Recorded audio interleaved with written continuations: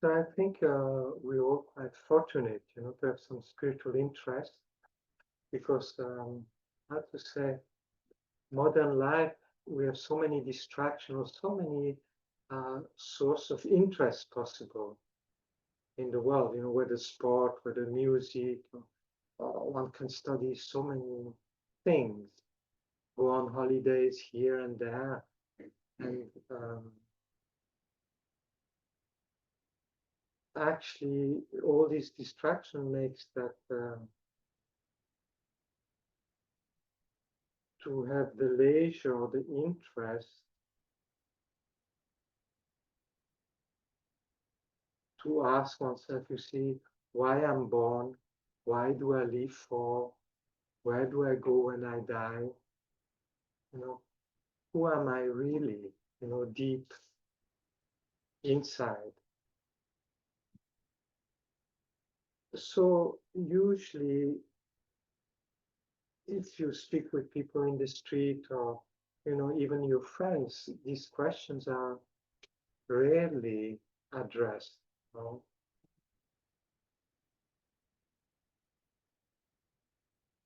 So that we have this spiritual interest, I think we are quite special in that sense. And that's the description in Buddhism of what's a precious human life, is something where we tackle these existential questions and we try to find answer, not only intellectually, but experientially.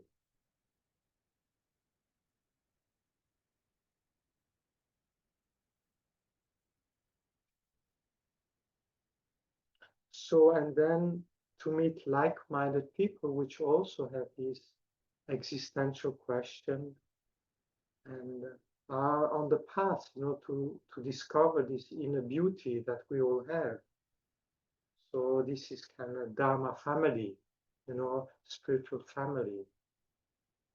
And I think it's very important to have such a family because the world out there is quite spiritually dry. It's most people, they're happy to speak about sport and about music and this and that.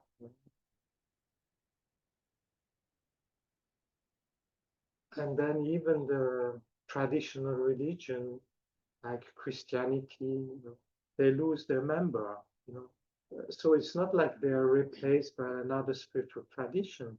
They're replaced by a worldly concern and not lack of spirituality. And actually, the essence of Christianity was quite profound.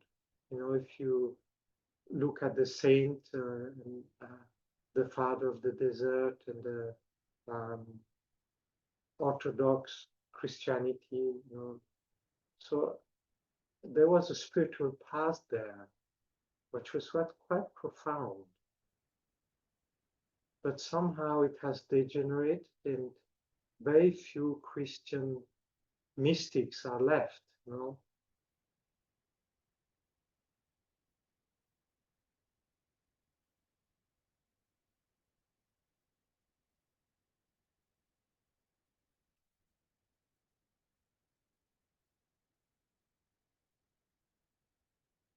And even in Buddhism, you see degeneration happens, and there's scandals in Thailand, there's scandals in Burma, even among the Tibetan communities, you have different masters that make mistakes and things like that. So you see at the surface, you see corruption starts happening. And so we don't know how long even Tibetan Buddhism will have the essence of purity there. So while it's there, I think we're very fortunate to be able to explore this path to inner freedom.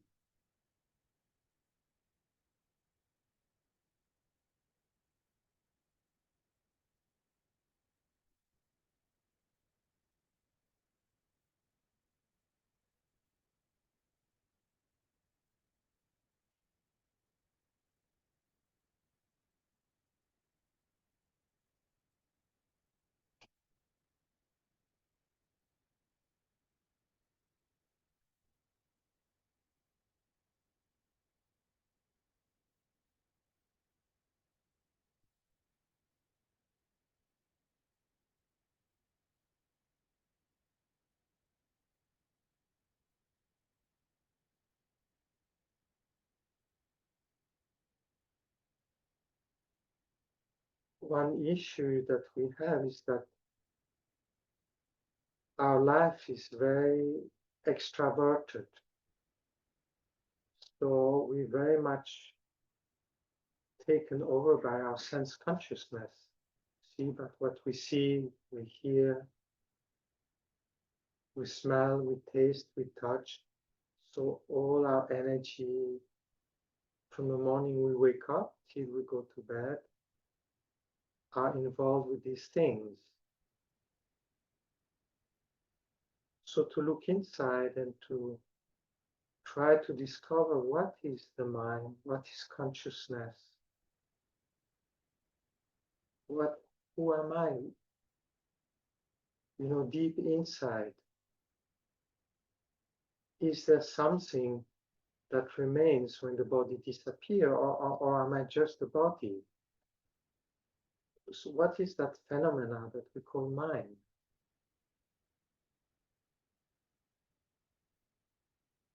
Or consciousness, or awareness, or using a Western term, what is the soul? What is our essence of our being?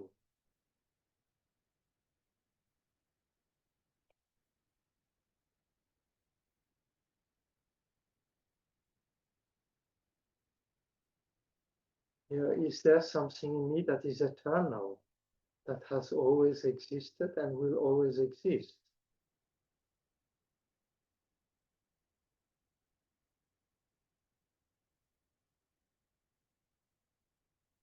So this inquiry is done by all the mystics, from whatever tradition.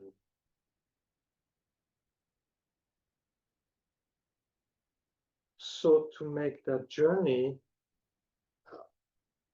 is the way to do that journey is by looking inside.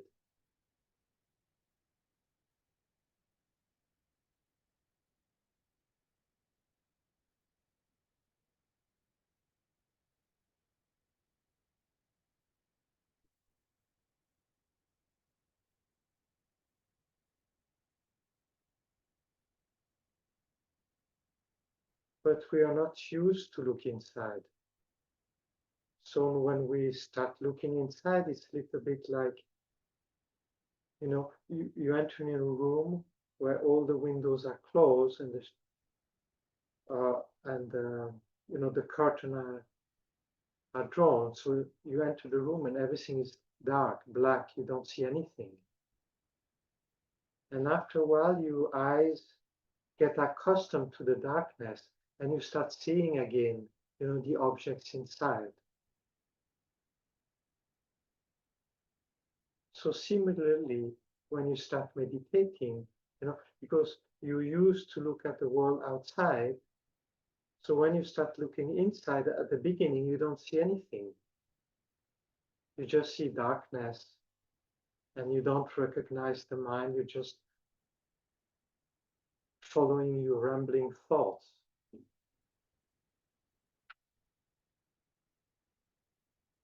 So it takes a while to let the mind settle.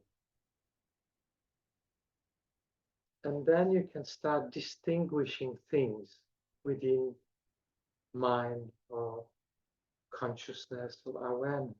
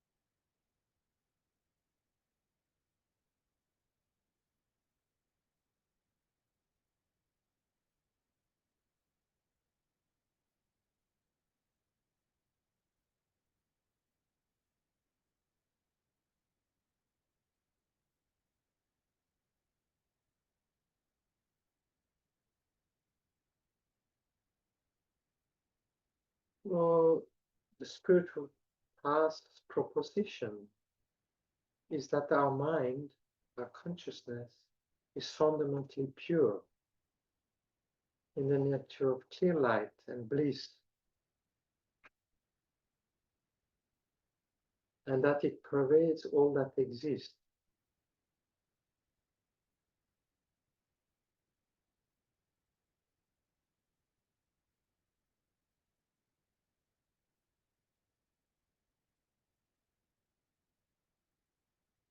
And is in the nature of infinite love and compassion.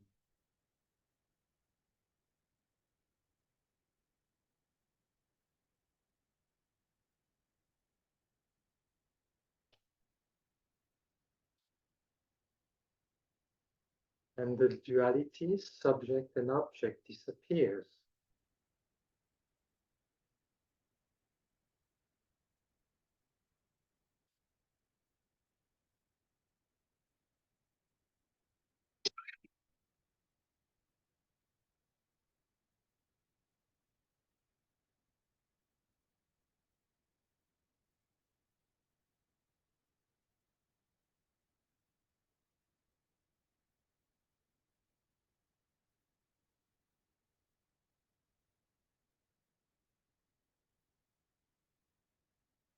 Well, to discover that inner being, it's a gradual process.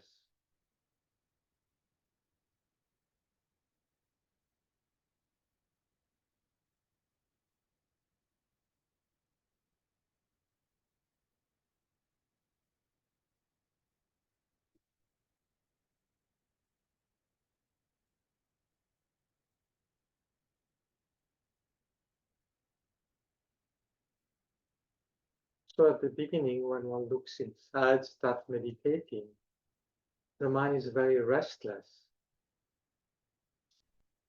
We have a train of thoughts and emotion, mental images happening, and the body cannot sit still.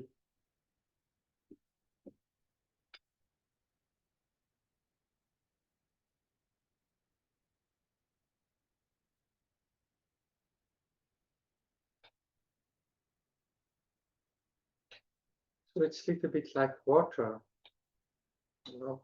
So the water at the surface can be agitated by currents and wind, and sort of produce all these waves. But then when the wind stops and there's no current running, then the water becomes very still and clear. So it's the same thing with the mind.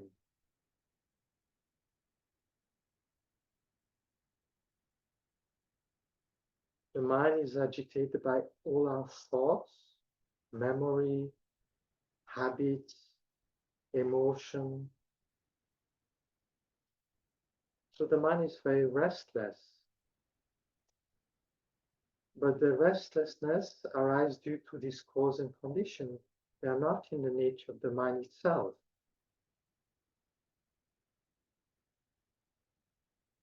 So if you learn to relax and letting go, gradually the mind settles in its own essence.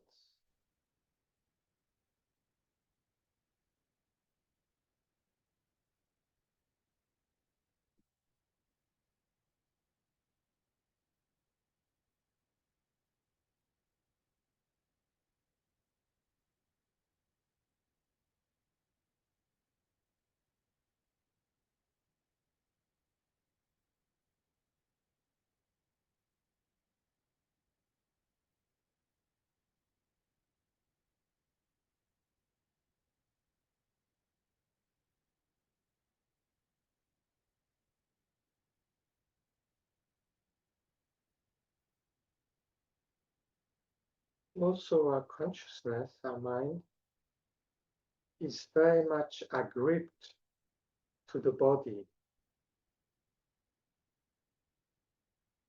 So you don't notice the subtle level of your mind or your soul because we're so down to earth in the body.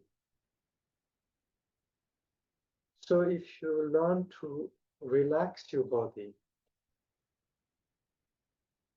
you can kind of detach your mind from your body.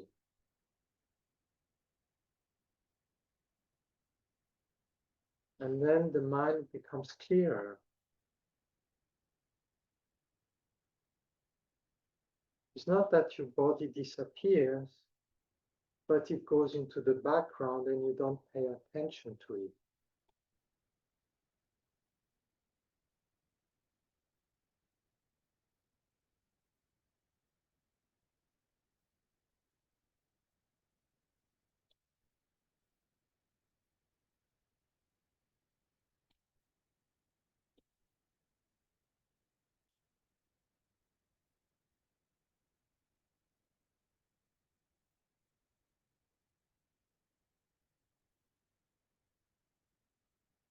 So if you have tension in your body, your back, your knees, or your face, your shoulder, just imagine that you relax your body.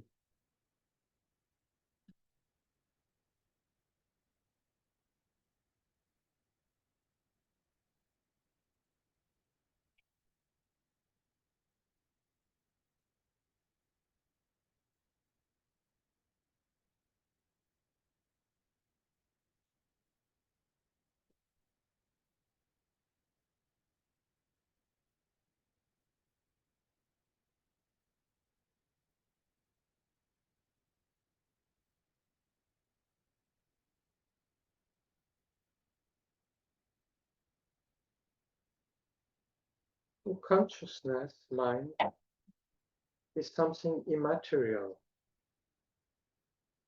It's like a space that is aware, that cognizes.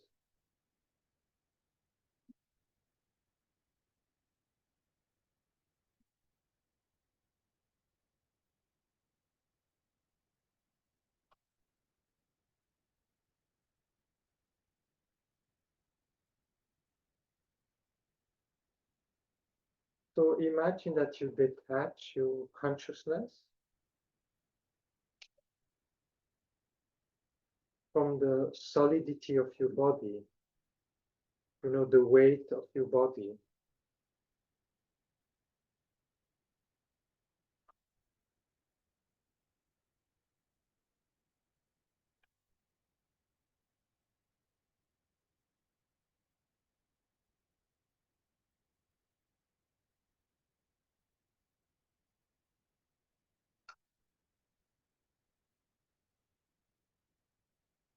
Then try to imagine that you detach your consciousness from the water element of your body.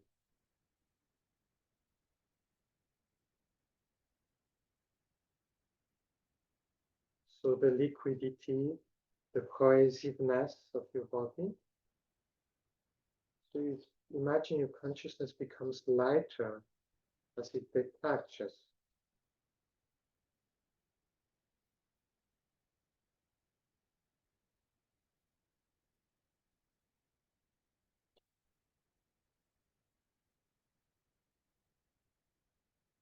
Lighter and more spacious.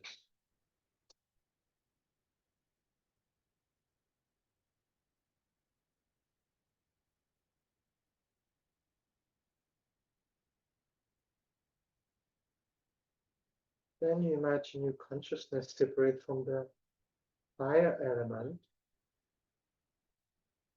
the heat of your body.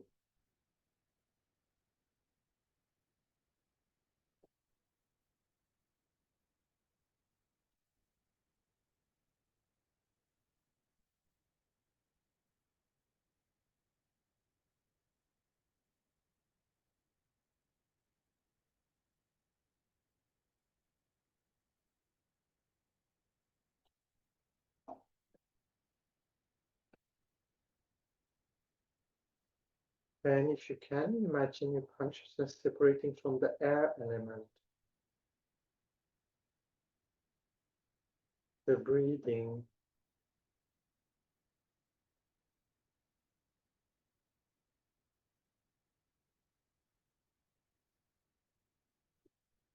And try to recognize your consciousness in a nature of space.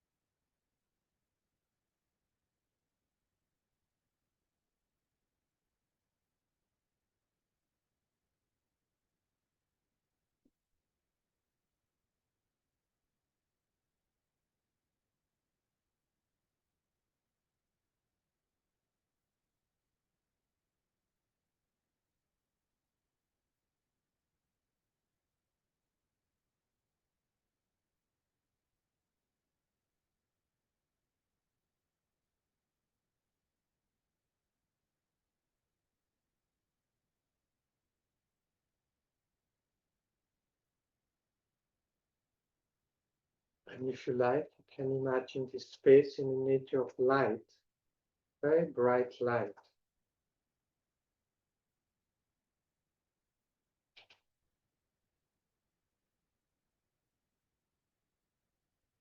And this bright light is a nature of joy, bliss, pleasant, pleasurable sensation. So you imagine that, and by imagining it, it is experientiable.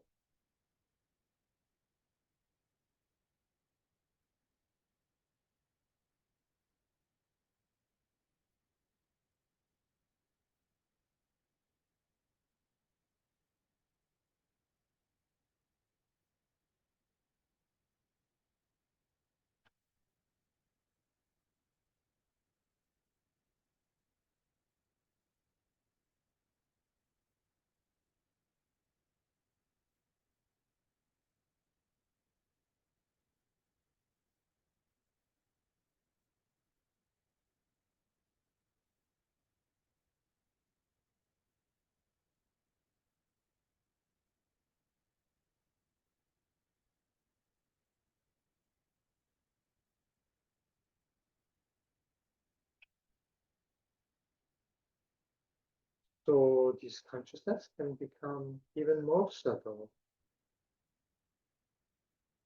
So each time we fall asleep, our consciousness becomes subtle like that.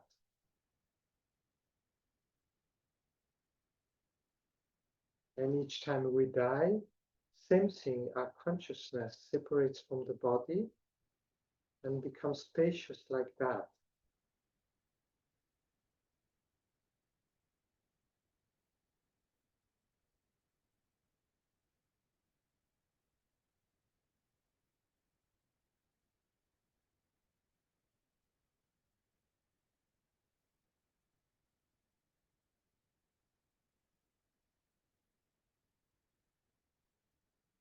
So the core of our being is pure consciousness, pure awareness, or pure soul, or sometimes called clear light.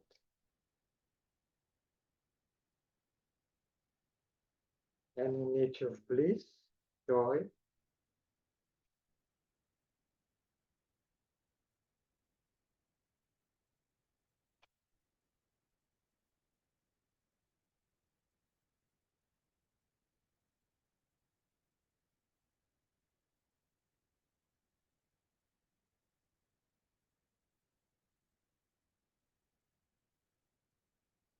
and for our mind, that space is not yet purified. But once it becomes completely clean, it has this nature of like a crystal ball. Whatever question you have, within that mind, it reveals itself to you.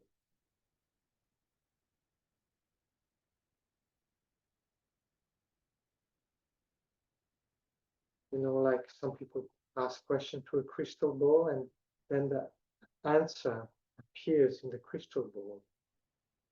So your mind is like that. When your mind is clear, whatever question you have the intuition, the clear seeing happening within your mind. So if your mind becomes very clear, you can see your past and you can intuit your future. And you can see things far away. So all that potential is within your very mind.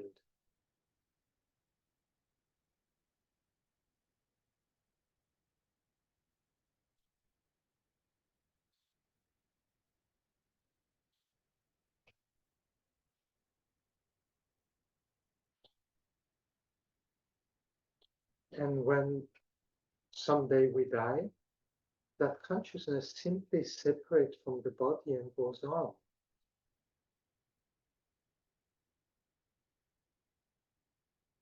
So death is not an end of anything. It's just a separation of your mind, your soul from the body.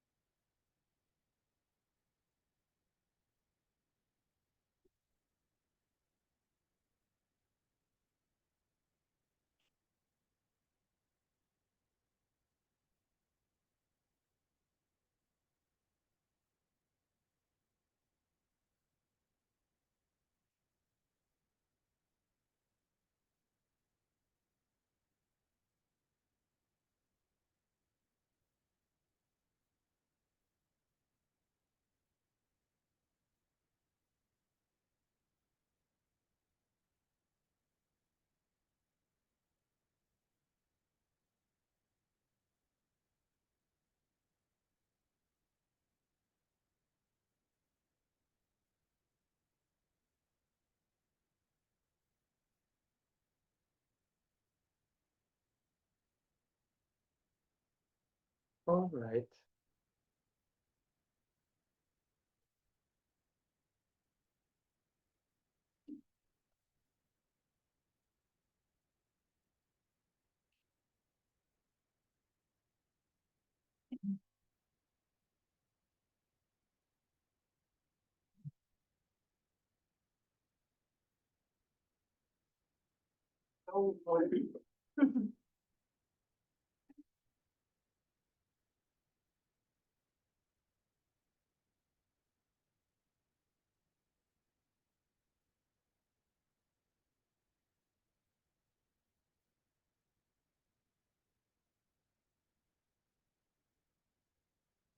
So,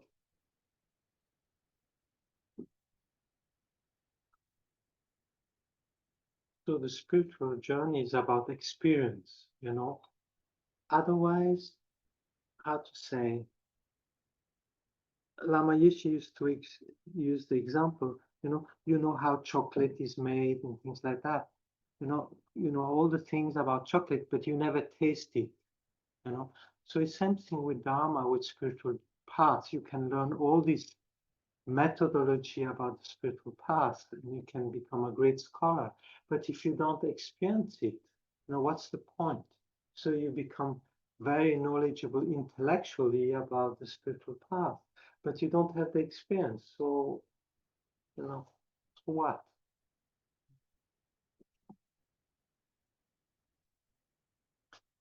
So one has always to make that a link between what you study, what you understand, and your own experience.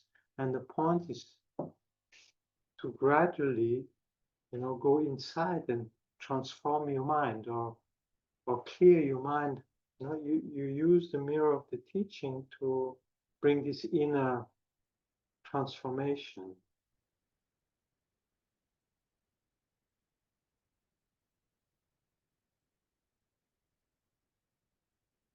Because if one discover, you see, our deep nature, basically we become fearless.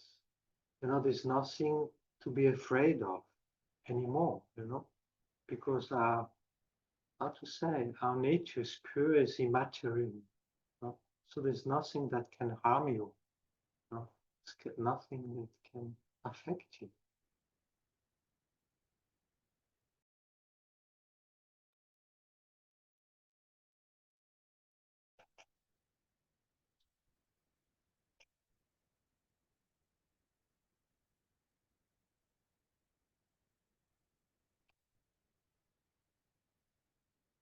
But it's not easy. You know, it's not easy. Can yeah.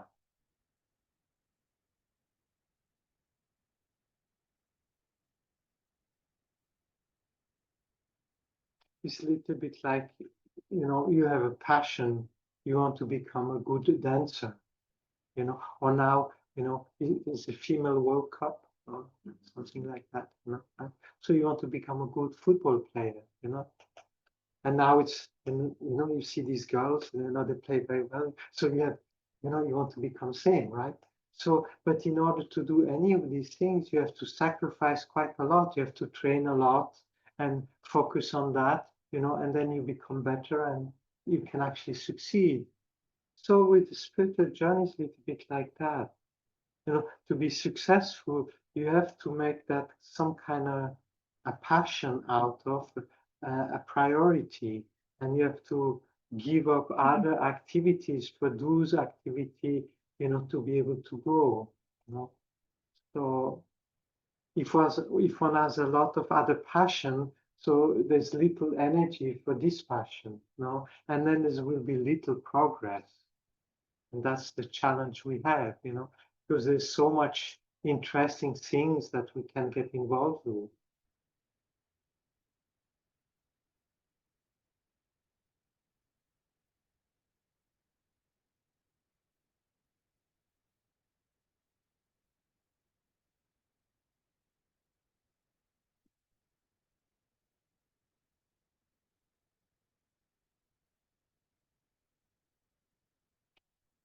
So it's a little bit a question of being able to free time for it, you know. So it's not that the outer world is not interesting, you know, but the benefit that it can bring to us is quite limited spiritually. And anything sucks you in, you know. Any passion, you know, suddenly, you know, you want to give it 5 minutes, but then 5 hours has gone, you know. So anything uh, is kind of overwhelming, and a day only has 24 hours.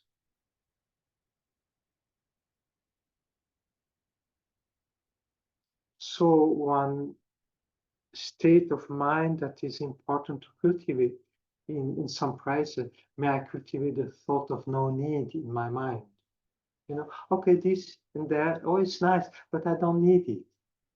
You know, oh, that's nice, but yeah, I don't need it.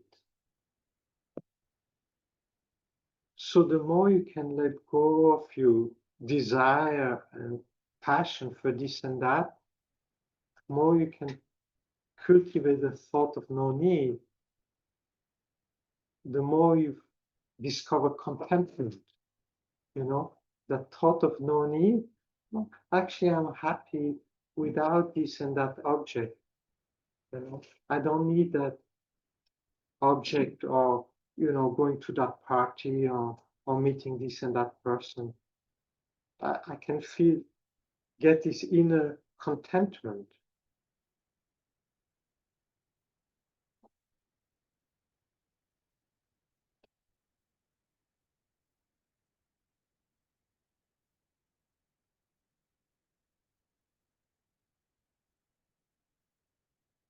And if you can do that, you know, the more you can let go of your clinging to things and people, the more you discover the inner serenity, the inner peace, the inner joy.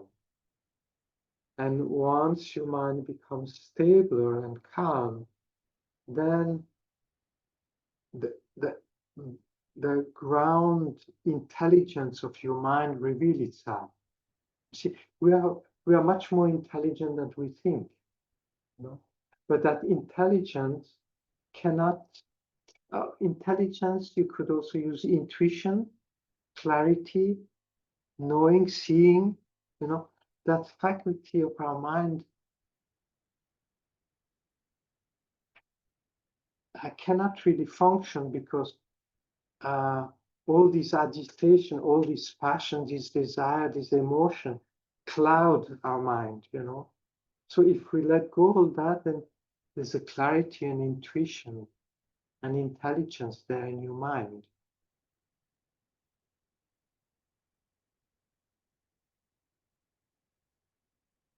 So at the beginning, it appears that, oh, I have to let go of this and that, or I like this and that, but I have to let go. But by letting go of that, you discover this inner joy, this inner peace, this inner bliss.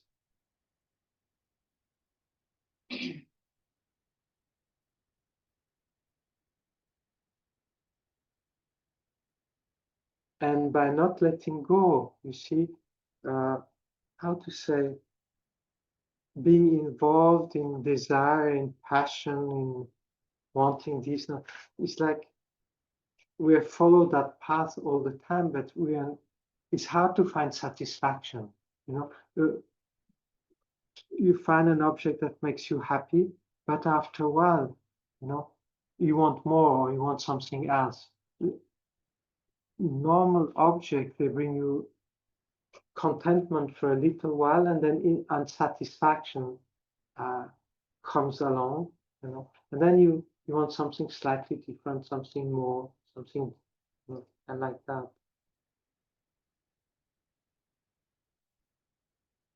And then also, even if the relationship is nice or the object, they are by nature impermanent. They change, you know, or they break.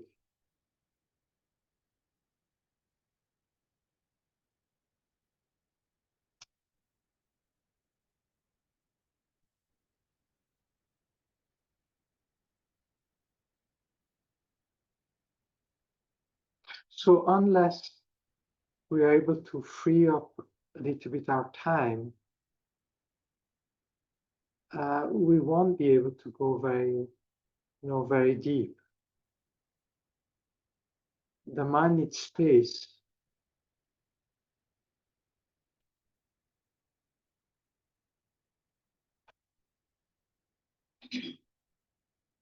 So usually to make spiritual progress, one needs to simplify one's life, you know. So there are things we have to do, you know. We have a certain job, cooking, cleaning the house, paying our bills. So there's quite a lot of things we already need to do. But somehow on top of that, we add a whole other layer of things that we think we need, you know. And that if we learn to let go of that, then, inner experience can come.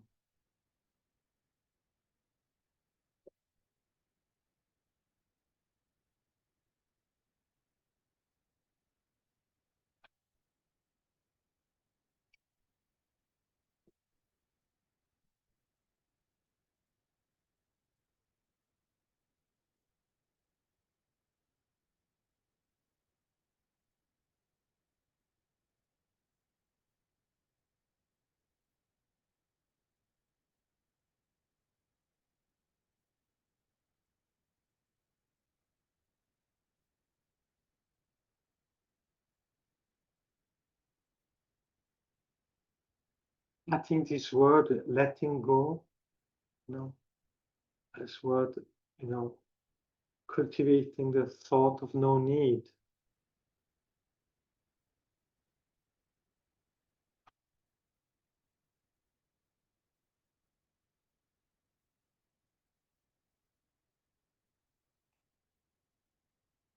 I mean, we need some food, need something to drink, a place to stay, we need clothes. All the rest is superficial. We don't need a lot of things.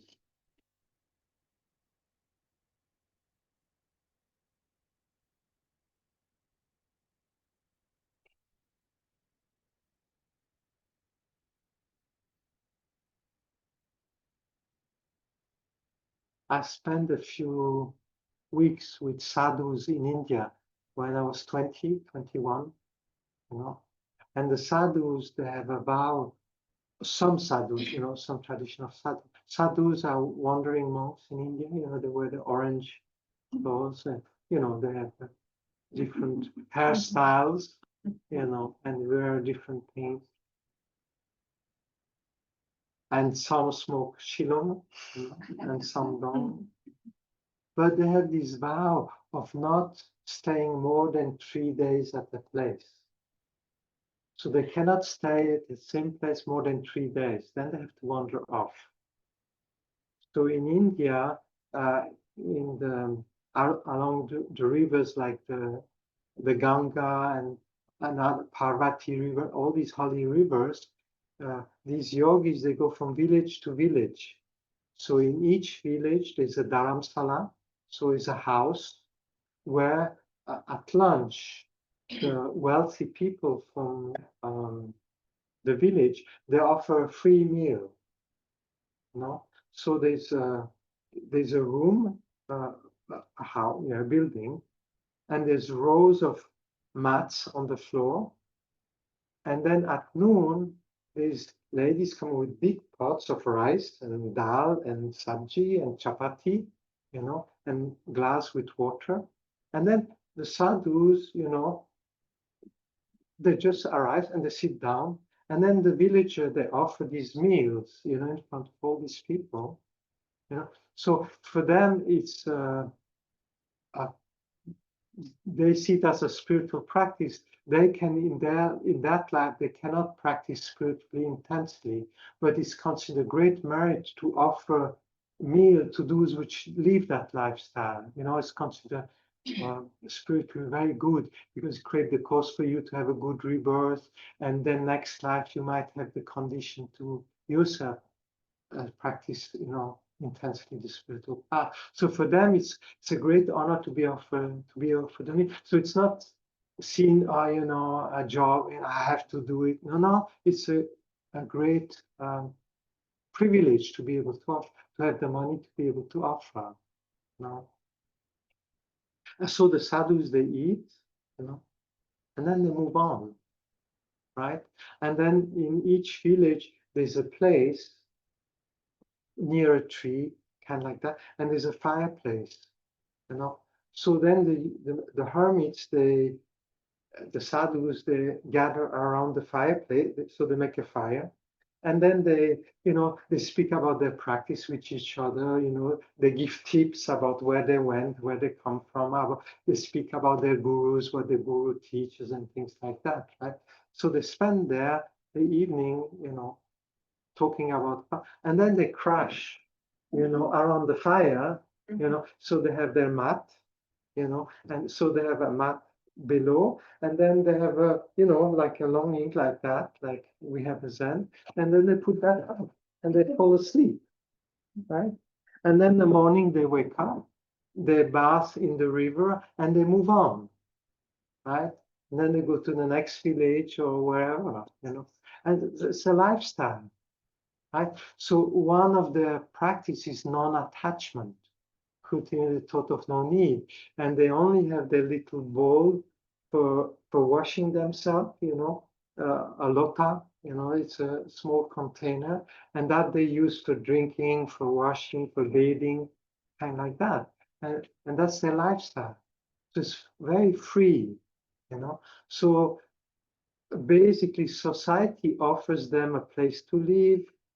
You know, they offer them food, and that's it. You know, so many in the Indian tradition, many old people live like that. So they have gone through the growing up, having a family, raising kids, and they have retired now. So the next step in life is to prepare for death. And the best way for them to prepare to death is to live like that, right? So it's part of the structure of their society. You know, and basically these wandering beings, depending on the season, you know, they're clever in that sense. You know, they always move where the climate is nice. You know, so in the summer when it's hot in the valley, they go up the rivers, they go up in the mountain. And when it starts becoming chilly up there, they move down, to the valley, kind of like that. So this kind of transhumance, in the winter you go up the mountains, and in the summer you go down in the valley, kind of like that. And so it's a very nice lifestyle, So it's the Indian culture has something beautiful like that, And in the Buddhist country like Thailand, Sri Lanka, the same thing, the same for Buddhist monks, the nuns, they go begging in the morning, So the lay people feel very fortunate to be able to accumulate merit to pay the cause. So they offer a meal, and then the monks and nuns, they eat, and they have their daily meal. So they usually eat only one meal a day, So their daily meal, and then they go back to their hut or wherever they go, and they meditate.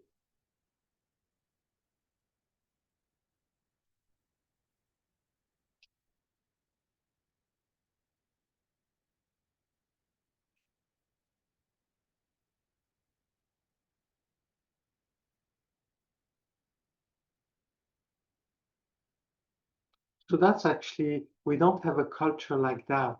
I think actually, I think in the Middle Age, there used to be things like, actually, I don't know whether you have read this, there's some book called the Philokali of the Prayer of the Heart, by Russian pilgrims, So in the Middle Age, 18th century and 17th century, so you had these wandering beings around Russia going and just reciting the prayer of the heart of Jesus, and they would wander around and they would, crash wherever, and the householder would offer them a meal and a place to stay, and then the next day they would move on, and they would go from pilgrimage place, And I think we have something similar, like Lourdes and what's the one in Spain? Santiago, yeah. So there are places like that where there used to be pilgrimage paths, and then the people living along those paths, they would feed and shelter these people that were on pilgrimage.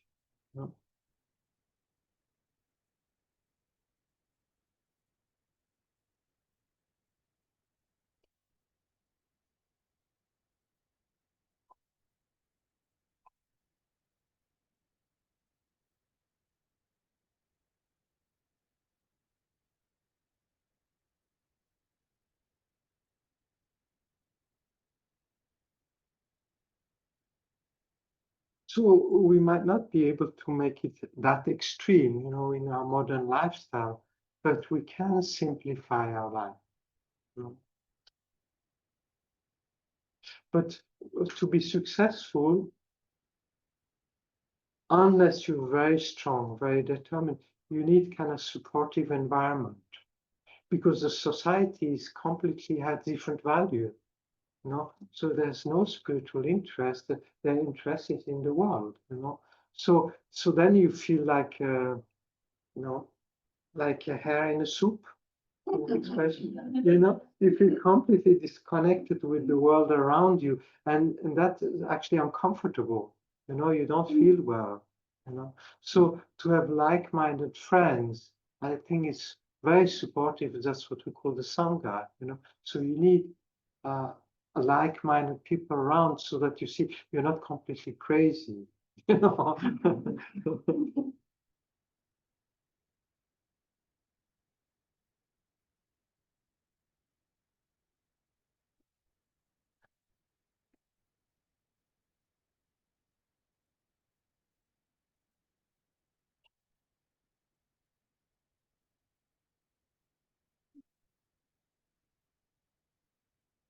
So in Swiss, there was a hermit like that. I don't know, some of you might have heard of Saint Nicolas de Flue, of Flue, was actually Klaus. Saint Nicolas is the Flue de Klaus, of Flue, of the Flue. Huh? Von der Flue, yeah. So he was quite one of these incredible beings, you know. I mean, he was married and had kids, but he was so, you know, determined to have this spiritual journey that, you know, he left home, he left his kids and was on this pilgrimage, you know. In those days, I don't know, he used to go direction Germany. There must have been some pilgrimage place there. And he had this mystical experience. Then he came back home, you know, go back to his wife's house and his children. But his spiritual source, so he hid in the grange. In the shoe, yeah. Basically in the like a barn? In the barn where the animals were and the hay was, you know.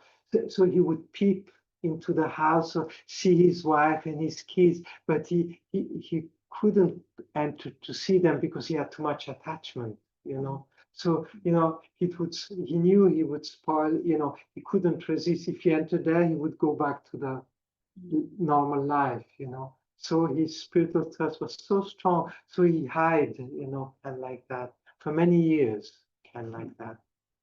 And because he didn't want to because he didn't want to work, you know. So he felt he shouldn't eat because he didn't work. So he prayed God, you know, so please feed me, you know. So he stopped eating, you know, and he stayed years without eating, and even stopped drinking at some point, you know. So he just eat a hostia, but hostage, yeah, you know, this small bread, you know, from yeah. So a priest would come to give him that, and that was all he had for many years, you know?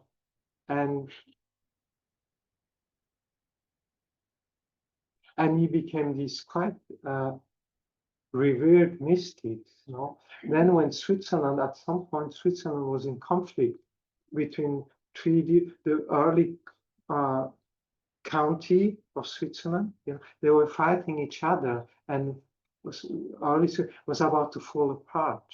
You know, they didn't agree. The people from the city compared to the one living in the countryside, and you know, there was big squabble, you know, big fighting. And one of them said, well, let's ask this holy being there to help us. So they went to, you know, see St. Nicholas, you know, and he pacified their conflict. And then Switzerland was actually born there, you know, due to, you know, his blessing, so to speak. So it's quite a nice story, I found. Very inspiring how, you know, Switzerland had a mystical element at its creation. You know.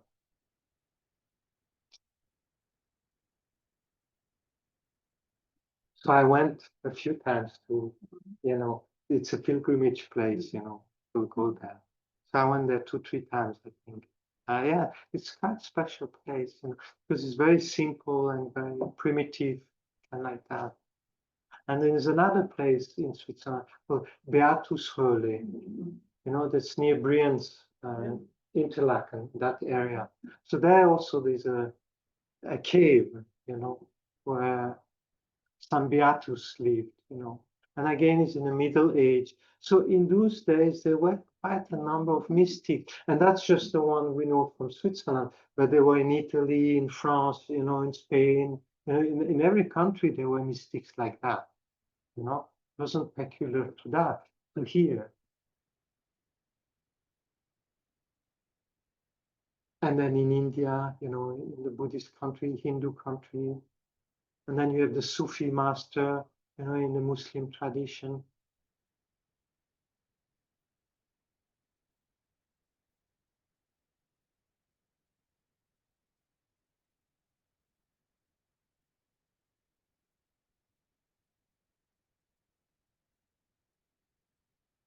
So if one wants to, you know, go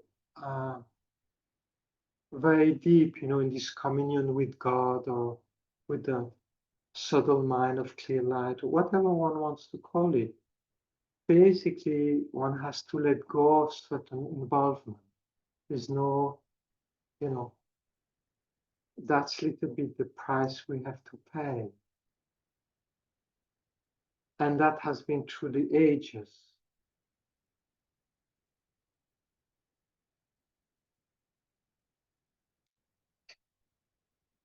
Now on the Mahayana path, the path of love and compassion. So one accepts to go slower out of love and compassion for others.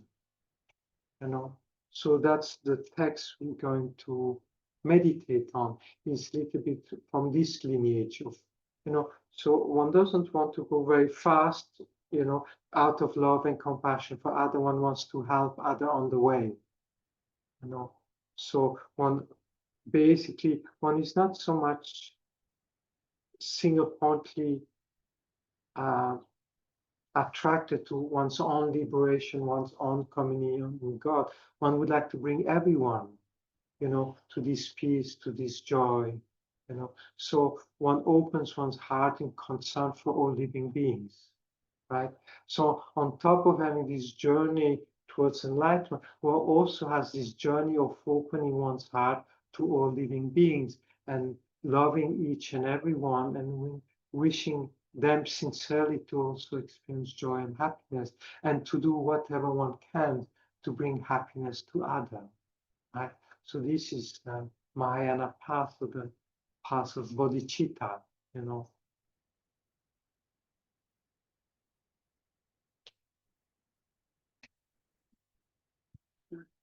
And then there's a third path, third approach, where one tries to transform every day, even pleasure. Pleasure is good, anger is good, jealousy is good, pride is good. There's no problem with the mental affliction. There's no problem with desire. There's no problem with anything at all. Because in essence, everything is bliss and emptiness. Everything in nature of light, of joy. Everything is just rainbow energy. So there's no good, no bad. You see, if you're able to transcend it, everything is in nature. Everything is already pure by nature, right? So in Tantra, one has a methodology where one tries to transform any ordinary thing into the path, But that's very difficult. You see, it needs a very sharp mind.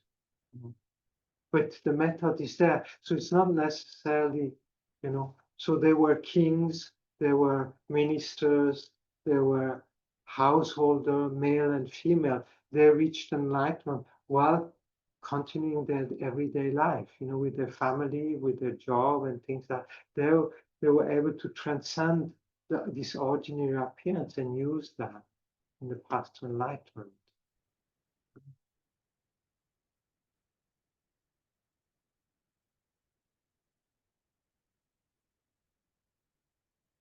So in practice, usually, one combines these three approaches, the approach for oneself, wanting to transcend them, it's a little bit what we call, the Theravada path or the path to liberation.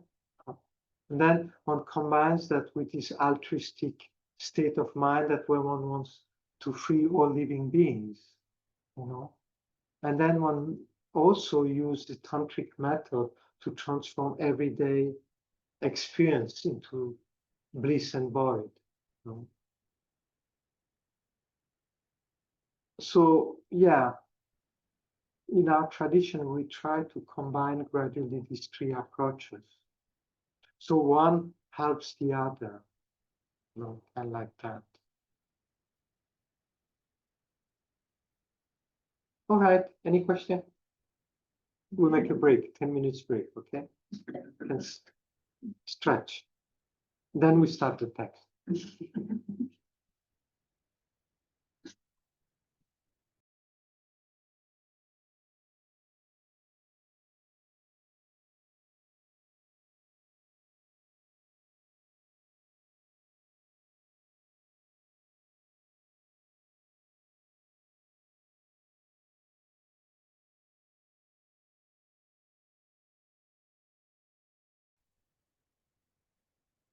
And then for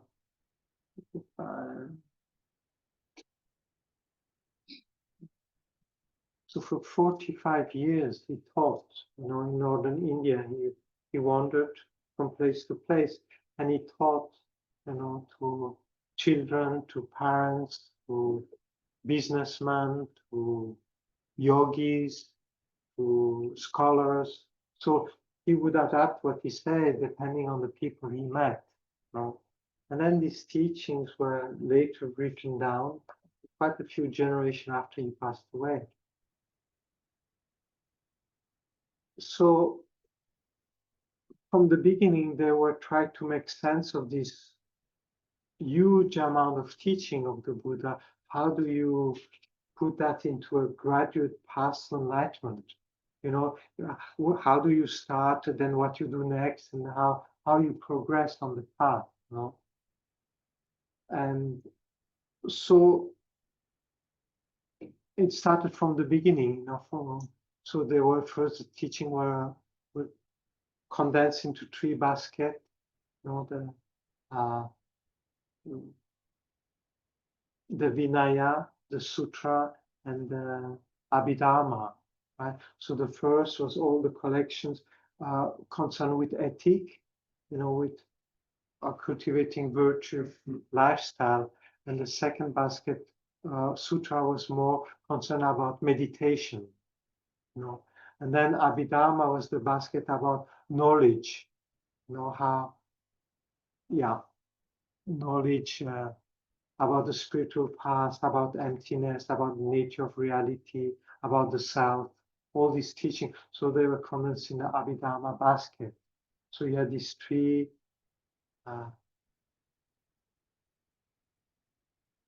groups of teachings. And then later, yogis like Nagarjuna, also wrote graduate path for a practitioner. Instead of having to study hundreds of volumes, how could you condense all that into one book, and like that. So Shantideva wrote this text. So he was at in the 7th century in ancient India, in the monastery of Nalanda, central India, the northern India, sorry. So his story is a little bit, he didn't seem to study much. He didn't seem to participate much in the practice, in the rules of the monastery, things like. So he was, kind of left on his own. And then the monks wanted to expel him from the monastery because he was seemed from appearance being quite lazy and not doing much, to contribute to the monastery. So they asked him to give the teachings, and that's what he taught. So people were quite amazed. And of course, the story goes that he levitated into space and disappeared, and then he didn't want to come back to the monastery then. But then they found him, and they said he had hidden that text in one of the pillars of his room, and then that text was written down and studied and practiced. So so it has this origin. So you could say it's a graduate path to enlightenment. Lamrim, we study Lamrim, right? And then when it came to Tibet, so Atisha combined again all this, and he wrote one text called The Lamp of the Path. So he structured it into the 3 levels of being.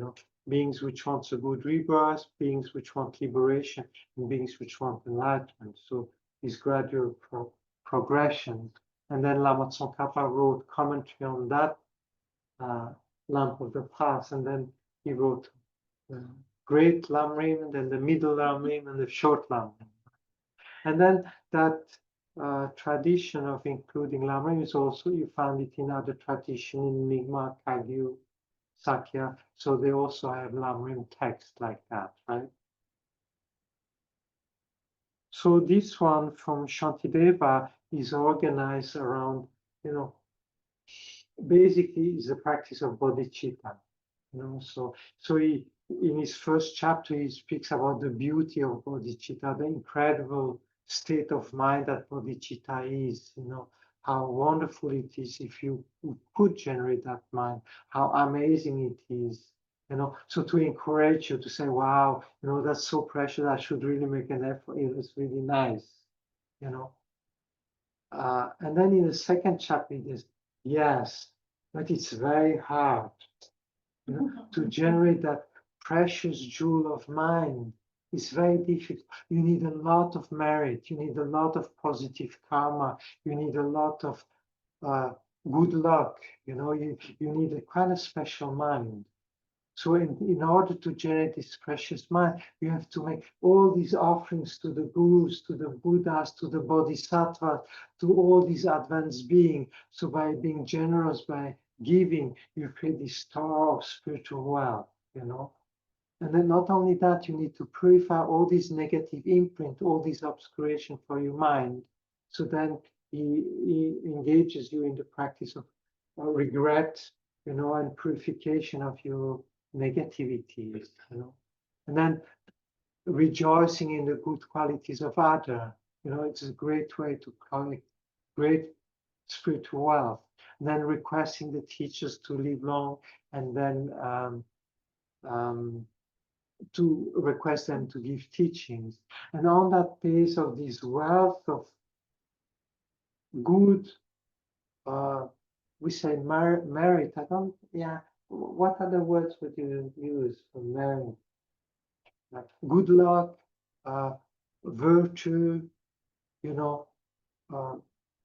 pure mind, pure thought, pure emotion. So that creates a condition in your mind where your mind is pure and clean enough to be able to take the bodhisattva vows. So then in front of the Buddha, you engage yourself. Yes, I want to become fully omniscient for the sake of all living beings. I myself will dedicate my life, this life, and all my life to come. Until the last living being is free, I will never give up. I will always come back to help all living beings. I promise in front of all the Buddha that I will never give up. So one takes this courageous state of mind, and then one takes this incredible, most of us, we think about me, my family, my friend, my country, and here suddenly you break all those boxes and you include all living beings, from whatever planet they might be, whatever world system, whatever, all living beings which have a heart which want to be happy, may they be happy, and may I bring them to happiness. It's a kind of completely outrageous state of mind, And he said it's the most advanced state of mind you can generate, the most beautiful state of mind. So in front of the Buddha, you promise that that's the mind you're going to generate, and that's the way you're going to live. And then Shantideva said, rejoice. Wow, I have created this incredible state of how wonderful, now this jewel of mine has been born within me. How precious, how joyous, how wonderful. I invite all beings, to this joy of enlightenment. And then in the next chapter, Shantideva said, what have I done? What have I just said? I'm ordinary beings with all my mistakes, with all my problems. I'm so selfish and jealousy. How can I ever do what I just promised? So then he said, I have to be courageous. I have to try at least I have to try my best. I'm not sure I succeed, but at least I will never give up.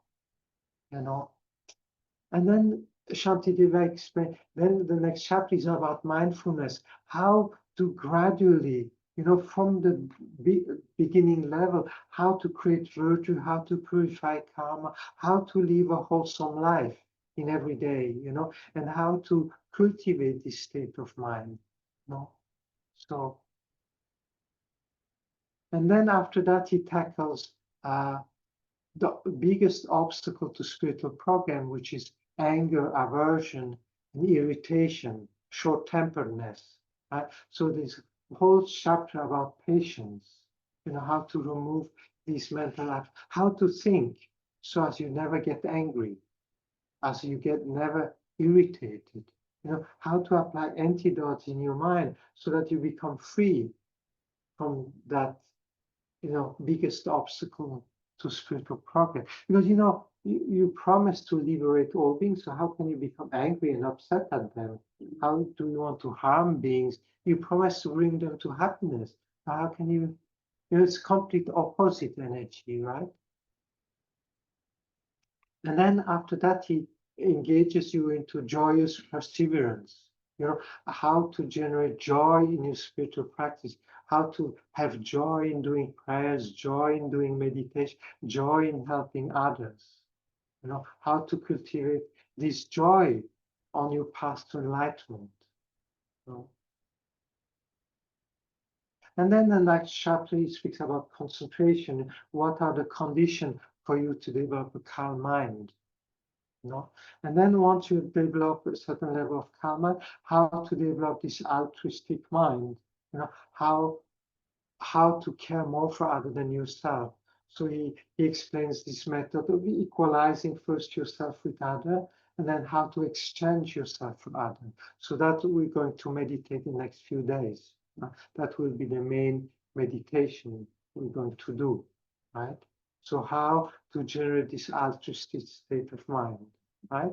And then he says, the next chapter, the 9th chapter, he explains, yes, all this is nice, but all this is for the sake of wisdom. How do you transcend them?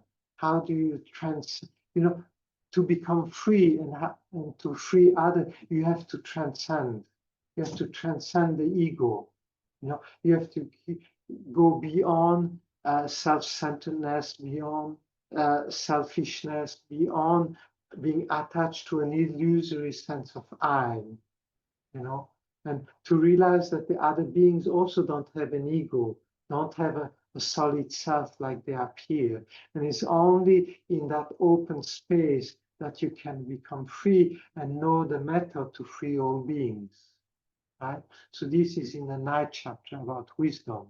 And then in the 10th chapter, the last one, he dedicates all this good thought, all this good practice to to the beings in the hell, to the animal, to the spirit, the people in the god rooms, to all the people which are sick, basic to everyone, he offers this merit and he prays, for as long as space exists, for as long as beings suffer, for that long I will remain and help all beings. I will come back again and again, for the sake of all living beings. So this is the essence of the structure of this text. So basically it comes with discovering the beauty of bodhicitta, amazing state of mind, and then creating the cause for that state of mind to be born within you by creating meditating on a 7-limb prayer, the 7-limb prayer, then generating bodhicitta, and then how to make that bodhicitta grow, So basically, through the practice of the 6th perfection, right? So, on the base of generosity, ethic, patience, joyous perseverance, concentration, and wisdom. So he explained these 6 perfection, and then he dedicates. Right? So this is it with the structure of this beautiful text composed by Shantideva. So there's actually a number of translation into English and into German and to, from Shantideva's root, because it's, how to say, there were yogis, actually like Patrul Rinpoche, and many others, they would memorize this text or only use this text, and they would be wandering around, and that would be their Bible. That would be their Bible. That's the only thing they studied and meditated and taught others. That was the Bible. And I was quite impressed with that. you know. And so I kind of read that text many times, you know, the different version of, because over the years, you know, first there was only one version, I think Stephen Batchelor's, you know, and then another one translated it, and then Padmakara, then the Nyingma's, you know, so different people, Alan Wallace, so there's many different versions, you know. So, and so I did some retreat in Bodh Gaya, and that's, I decided to only study that book, right? And then, but the verses are very flowery, you know, very exuberant. So I said, but what is actually Shantideva trying to say, you know? So I tried to take the essence out of each verse, you know? And then gradually I had, you know, a few chapters like that, taking the essence of each word. And then when I was a resident teacher at Vajapani, you know, at some point, you know, I showed that, you know, it came to show to Fabienne, which was the director there, and she said, "Oh, you should write that down. Should finish that and publish it." You know, so you know, with the help of her and other people, so we finished the whole text. So it took me 3, 4 years, 5 years, you know, and then her English was better than mine, and then we found another friend which was had perfect English. So together, you know, we kind of finalized this version, you know. So it's kind of basically it's the essence of Shantideva's real work, you know. So it's actually complementary to Shantideva's work, you know. So it's a Shantideva light.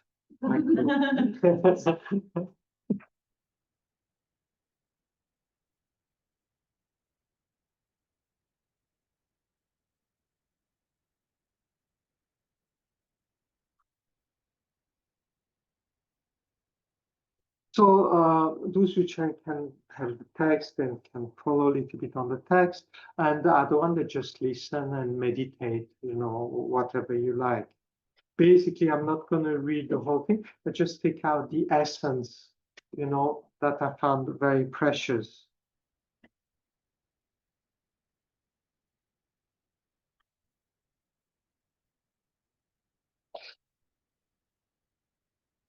So the first sentence that I found very talking is about the preciousness of the human life, where Shantideva says, you know, favorable conditions are hard to find. If I don't take advantage of them now, when will such a chance arise again? So those which have received teaching or read about the preciousness of the human life, so this is the essence. You see what Shantideva says. Actually, to have the outer condition of meeting teacher, of having a valid spiritual tradition there, and oneself having the spiritual interest. These two coming together is very rare.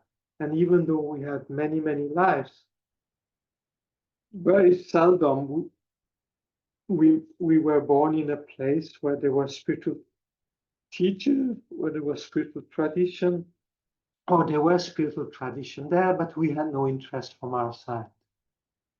So now in this life we have this conjunction. So this is very precious and rare, and there's no guarantee that we have it again next life. So when will such a chance arise again? Then good thought as rare and brief as lightning illuminating a dark night. Negative ones are common and strong. What goodness other than bodhicitta can vanquish them?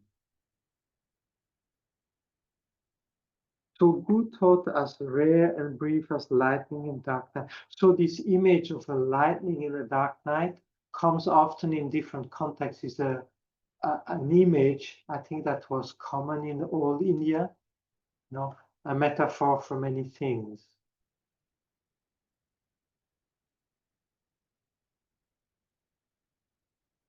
So it's often used also in the context of impermanence of this life.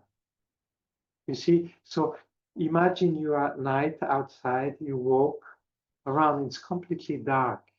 You know, it happened to me, probably it happened to you too. You know, you go at night and you walk around and it's completely pitch dark, you know.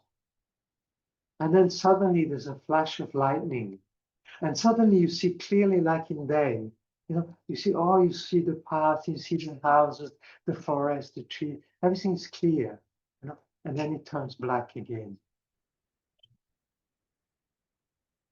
So in the context of impermanence, this life is as short as a flash of lightning. You know, you see things, you know, for us, this life appears very permanent, very solid, you know, we're born somewhere and we live and, you know, we have our friend, our family, our activities and things like that. And we think it's gonna last a long time. But actually, compared to eternity, compared to billions of life, you know, this is just like a flash of lightning, you know. It's just like, oh, we have this appearance of this life, and then we die, you know. Our mind absorbs and our mind separates from this life, and all this appearance of our friends, our activity, all this disappears forever.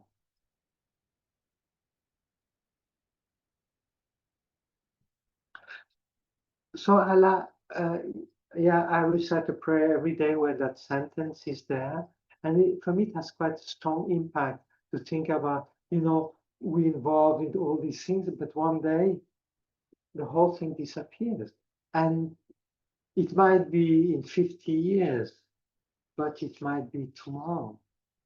You know, I have a brother, and 2 years ago, you know, he was working on a construction site, and the ladder moved and he fell on his head. He fell on his head and you know, he died. And he had projects, you know, to fix the house and to prepare for retirement. He was 61 and he was looking towards retirement or what he's going to do after and things. So he had all these projects about his life. Gone, you know, nothing happened. And we see that with accident, you know, we see what's happening in traffic accident, and so many people, you know, they die, and suddenly all their project, all their hope finish. You know? And so we have this feeling of permanence that we, you know, yeah, I'm not gonna die, you know, in the next 10 years, but there's no guarantee, you know, what will come first, whether our project will be fulfilled or death will end it before. So in Buddhism, this is a powerful thought, you know, to reduce our attachment for our worldly concerns, because we don't know when death will come and that we're on the other side, you know.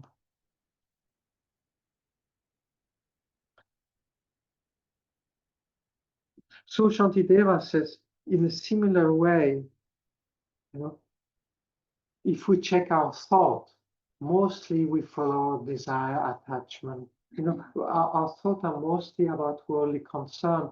And if we check how often our mind is virtuous, is, you know, is about love and compassion for other, about, you know, caring for other beings, about wanting to reach liberation or enlightenment. So how often in a day are our mind virtuous, and how often it is unvirtuous, following, you know, worldly concern.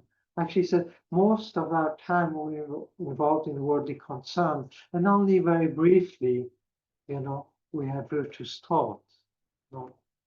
And those virtuous thoughts, you know, yeah, due to our habit, you know, mostly we have non-virtuous thought. So he said, what state of that strong habit, that strong inertia we have, only bodhicitta can transform it. You know, only this altruistic care for all beings can transform this inertia, this laziness we have, you know.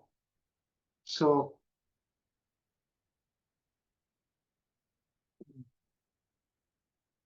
the Buddha saw that it is bodhicitta alone. So bodhicitta means the mind of enlightenment. So you have a relative mind of enlightenment, this altruistic state of mind that wishes to bring all beings to enlightenment, and then you have the ultimate enlightened mind, which is, you know, see the ultimate nature of all phenomena. Right? So here it speaks about the ordinary, the conventional altruistic mind, you know. So the Buddha saw that it is bodhicitta alone that can lead all beings to the greatest happiness. Whoever wishes happiness for themselves and others should keep it tightly in their heart. And whoever's generated, despite wandering in samsara, will become a Buddha's child, a figure to be praised by all.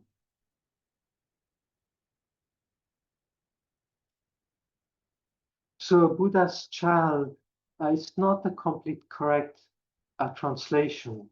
Lama Zopa Rinpoche translated as a Buddha's son, you know, for a very good reason, because the son of a king will become king, right? So the son of a king is a prince, and that prince will become one day the king, right? So whereas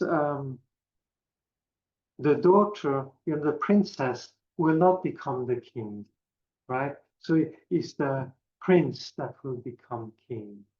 So it has nothing to do with gender. It has to be to do with lineage, right?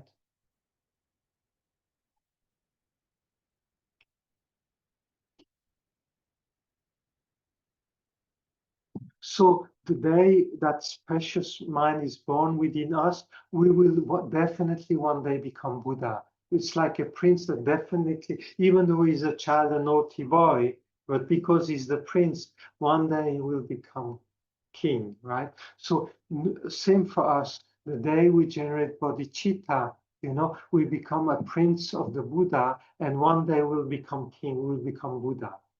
Right? So the bodhisattva is the one that will become Buddha. If we are not if you don't have bodhicitta, we'll never become Buddha. Right? So it's this precious state of mind that makes us become a Buddha's child or a Buddha. What other word could you say? A bodhisattva. You know, that's, yeah. We become a bodhisattva, a figure to be praised by all. Bodhicitta is the elixir that transforms this ordinary body into a Buddha's form. So emptiness, the teaching about wisdom, creates the cause of the mind of the Buddha, right? And the method aspect of the path, bodhicitta and all those methods create the cause of the body of the Buddha. You know? So the ultimate bodhicitta creates the cause for the mind of enlightenment, and the method aspect, love, compassion, altruism, creates the cause of our future body of enlightenment, you know, the body of the Buddha. The Buddhas recognize its great value. Wonder being likewise should hold it firmly.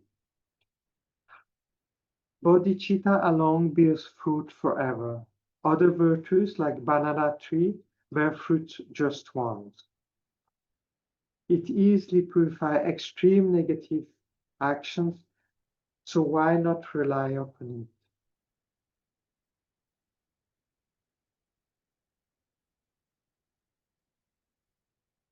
So, for example, if you give me a drink of this glass of water, actually, it's nice. So this is a virtuous action, right? And you create the cause for yourself. Somebody in the future will give you water to drink, right? But once you have received that that karma is finished, right? You create the positive action, and now you experience the result. But if you do an action with bodhicitta, so that is multiplied by another being, and that action will continue to give result until you are enlightened. So even though you give me a glass of water, but you do it with bodhicitta motivation, that positive action will continue to bring fruit until you Buddha.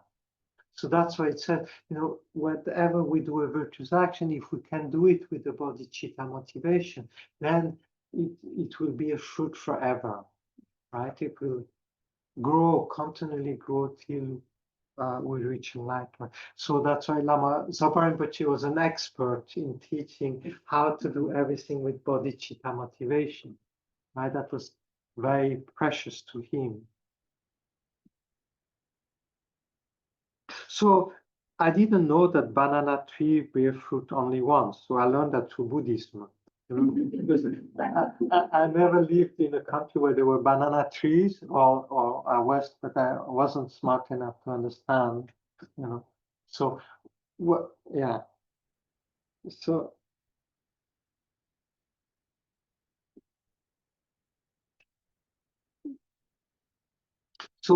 are the trees,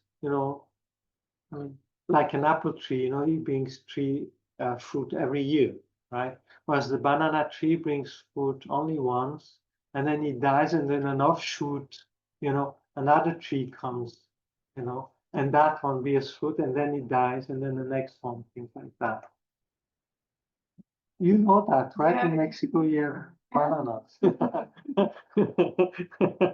I didn't know.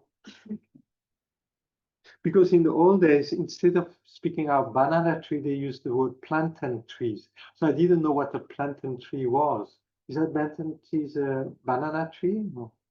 It's a type of banana tree. As a type of banana tree that gives banana? No. It gives plantain. But I think only once and then it dies. Okay. Yeah.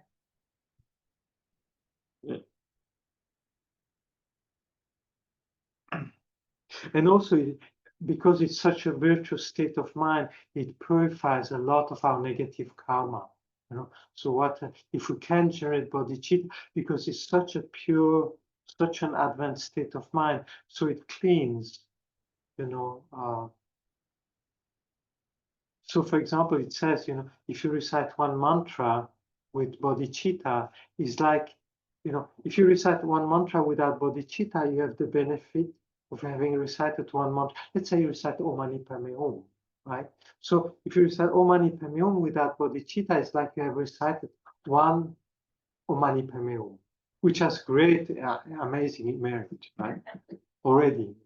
But if you recite with the bodhicitta motivation, it's like you had recited as many Om Mani Padme Hum as there are living beings.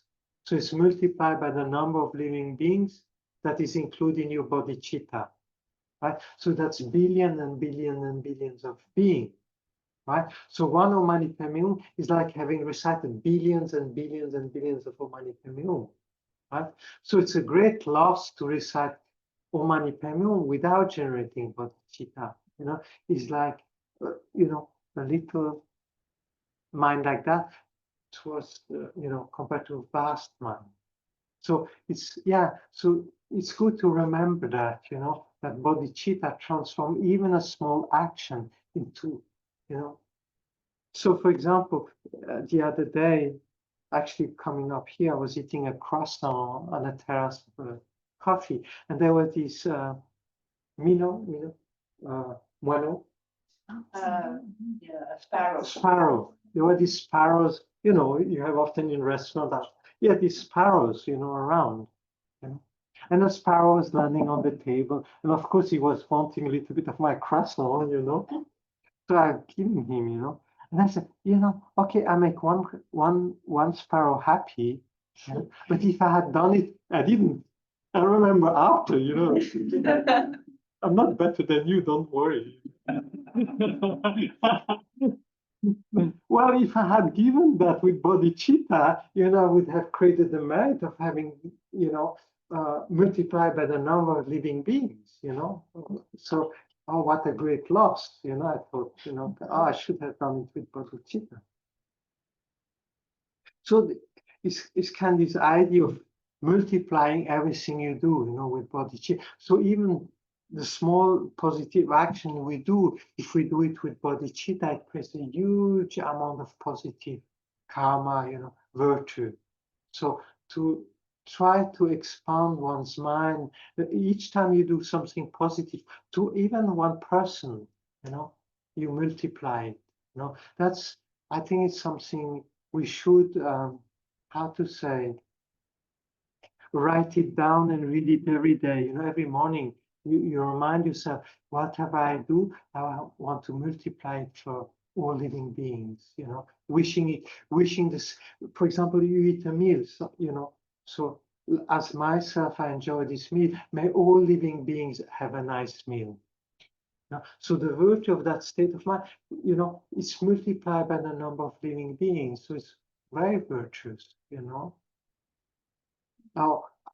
as I go to sleep in this nice bed, may all living beings have a nice place to rest, Or like I live in a peaceful country, may all living beings, all these places where there is war and famine and difficult, may all those beings also live in a nice place. So this actually expands your mind, and makes it incredibly vast, and whatever positive thing you have and do, you offer to all living beings. So it doesn't need, you don't need to sit on a cushion, you don't need to change your activity. Basically, you transform the virtue, the good thing you already have and already do, and you multiply it by all living beings. And then if you create a sky of merit, of positive karma, a wealth of spiritual,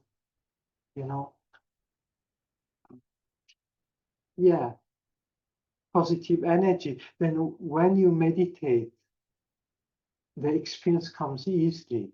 The realization, the inner transformation becomes easy, because of this wealth of good thought you cultivated.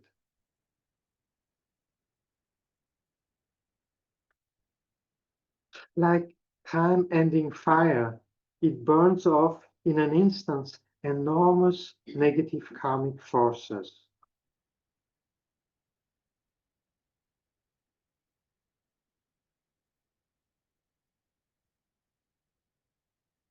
So same thing you see with the practice of purification, like reciting the 35 Buddhas or Vajrasattva. So if each time we think about, all living beings, I do that for all living beings. So one way when you recite Vajrasattva, you imagine a Vajrasattva on top of each living being's head, and then you imagine the nectar flowing into each living being. So you create, as much merit as there are living beings. And then when you do prostration 35 Buddhas, then you visualize all living beings and you make prostrations. Bodhicitta is of two types, aspiring to awaken and actually engaging in the method to awaken.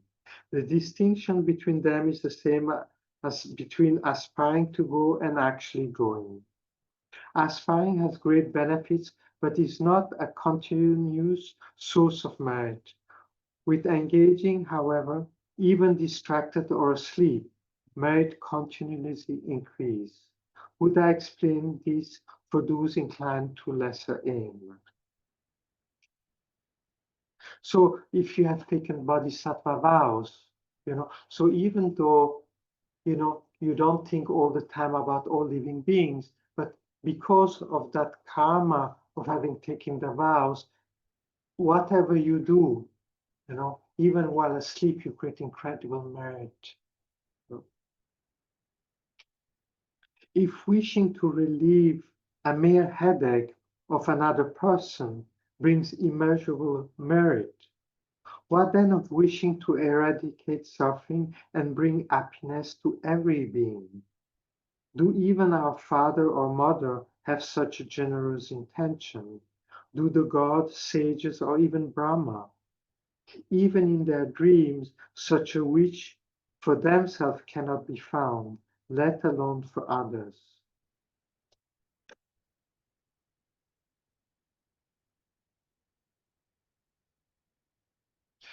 You see, this state of mind where you free your mind from all suffering and their causes, from all the mental affliction, from all the ignorance, So even the devas, the gods here is not the Christian God with a big G, he is the gods. It's a translation of the word deva and asuras, right? So even the gods, which are part of cyclic existence, they don't have that wish for themselves to remove complete ignorance,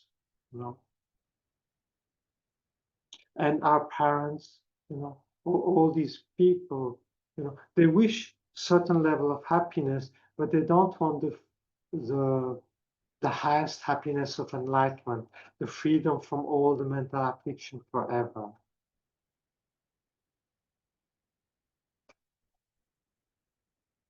So they don't have that wish for themselves and not for others as well, let alone for others. Whereas a bodhisattva, he wants not only to free his mind from all suffering and their causes, but he wants to take away the suffering of each and every living beings, and bring them to the highest happiness of enlightenment, right? So that's the state of mind of a bodhisattva.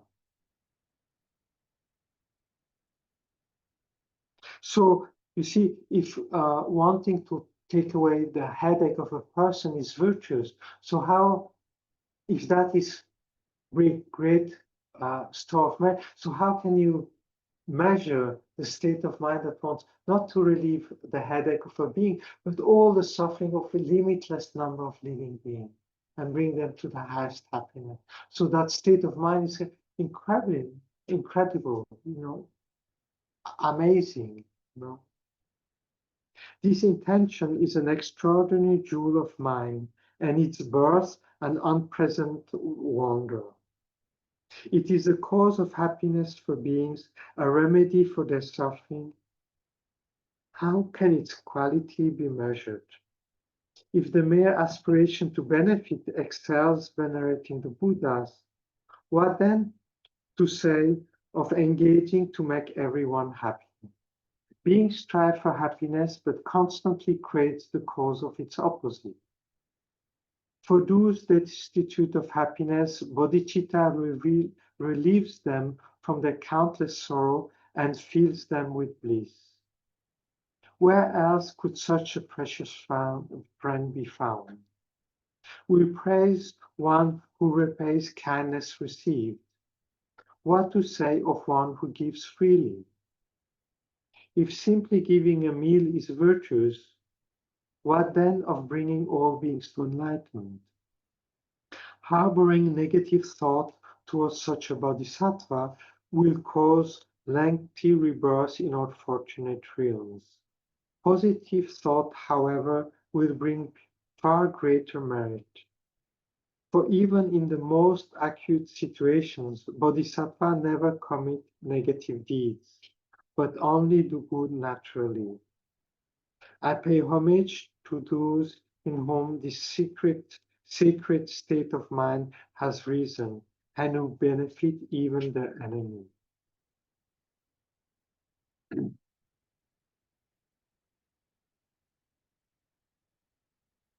So this is what Shantideva says, to encourage us to wanting to develop that state of mind.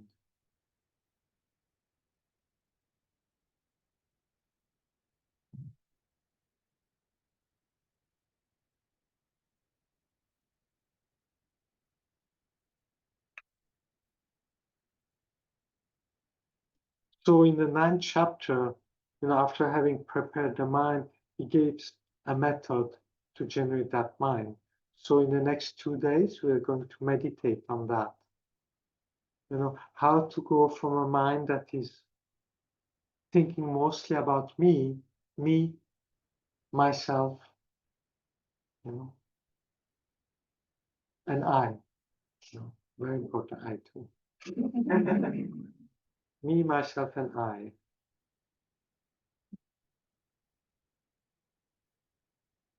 So a bodhisattva, we had the chance to meet some like, Lama Zopa Rinpoche and, His Holiness Dalai Lama and many others, you might have met. So you see the quality of these beings. Wow, how all the time we think about others and whatever they do is virtuous to others.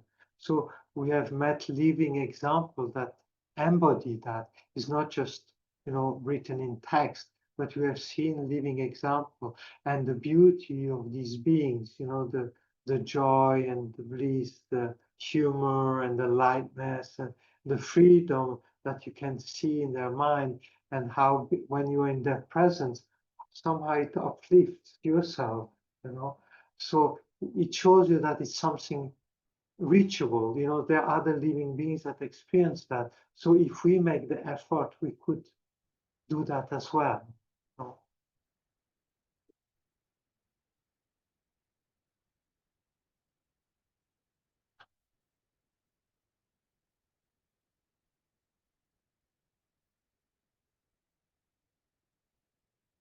So it goes from, being concerned about me. How can I be concerned for all living beings all the time? Whatever you do, you transform it to benefit all living beings. So you go to walk, may I walk towards enlightenment for the sake of all living beings.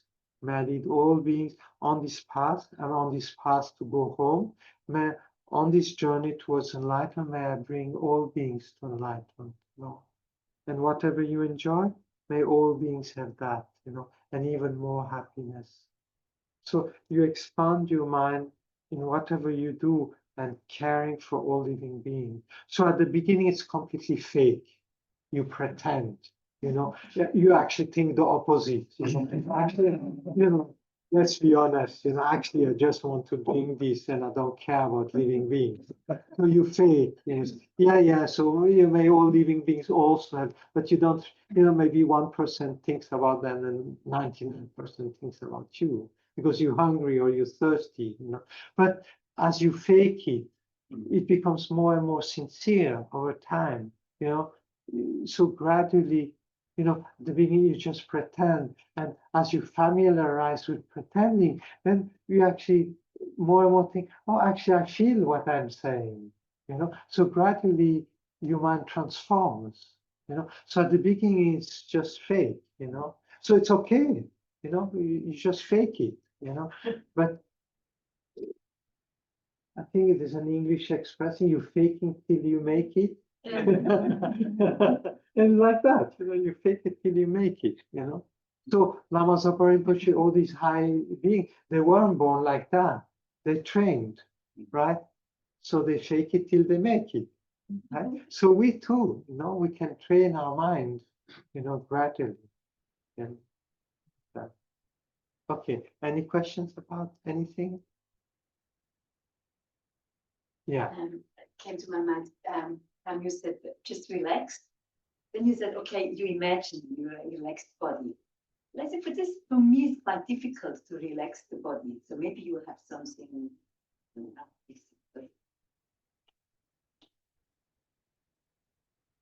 I think you have to imagine yourself receiving a massage or being in a sauna, in place where your body naturally relaxes. You have to remember that.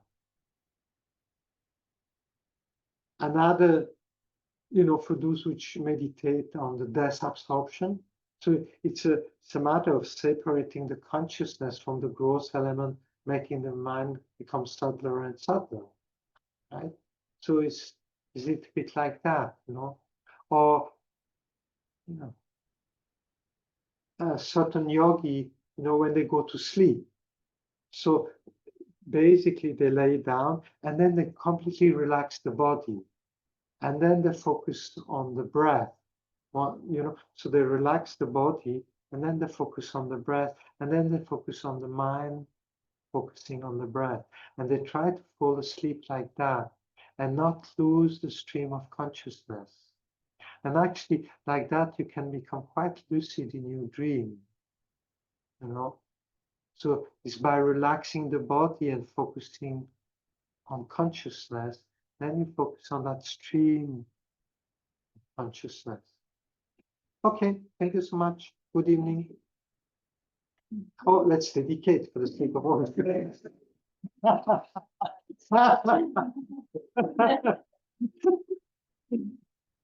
So whatever positive thought we have created tonight by coming, the effort we have come by coming here, we had to renounce certain activity to come here, so that was virtuous. No? And we tried to pay attention, so we had some diligence, some virtue in doing that, and we heard some good thoughts, good ideas. So there was some virtue in that. So let's dedicate these virtues so that all living beings, wherever they are, may they all discover, the own purity of their mind. And may I, never give up as long as sentient beings suffer somewhere. May in my heart may always care and wish to bring each and every one to the highest happiness.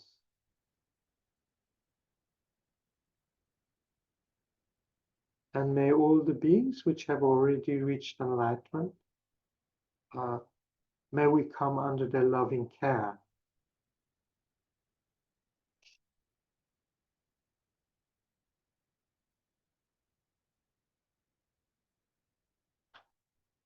Thank you very much. Good night. Thank you. Thank you. Thank you. And maybe we see each other again tomorrow, and maybe not.